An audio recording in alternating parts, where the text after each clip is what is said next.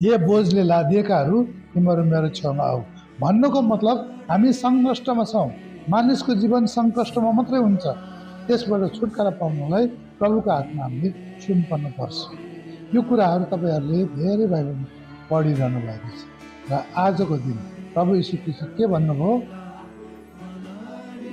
तिमीहरूको सङ्कष्ट सकिएको छ, तिमीहरूको धार्मिक बाध्यता सकिएको छ, तिमीहरूको दासत्व सकिएको छ, सब कुराबाट तिमीहरू स्वतन्त्र भएको छौ, तिमीहरूको सबै कुराहरू सिद्धियो भनेर प्रभु यीशु ख्रीष्टले क्रुसमा गएर टङ्ग्याउनु भयो। अब आफ्नो जीवनलाई आफ्नो हातलाई आफै बाँध्छौँ भने त आफै जानुहोस्। हामी गएर खाल्डोमा आफै हात हाल्छौँ, हामी जानु।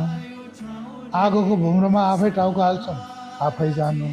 होइन भने प्रभुले चाहिँ हामीलाई सबै कुराबाट छुटकारा दिइसक्नु भएको छ।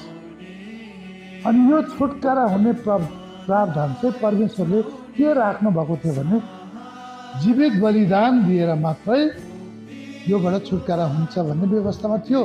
त मान्छेहरूले जीवित बलिदान भेडाको, कुखुराको, परेवाको, होइन राँगोको, गोरुको बलिदान चढाएर उनीहरूले आफ्नो मोल तिर्न चाहन्थे, तर त्यसबाट पुरा भएन। किनभने त्यो अभाग, केही पनि शक्ति नभएको, केही पनि अक्कल नभएको, केही कुरो नजानेको त्यो लाटो रगतले हामी बाठो व्यक्तिलाई पाप क्षमा हुँदैन भनेर त्यसको लागि प्रभु यीशु ख्रीष्टको पवित्र, सुन्नुहोस् है, यीशु ख्रीष्टको रगत चाहिँ पवित्र रगत, दोषी रगत होइन, त्यो चोट लागेको रगत होइन। सबै कुराहरूबाट पवित्र रगतबाट हाम्रो पाप धोइएको छ।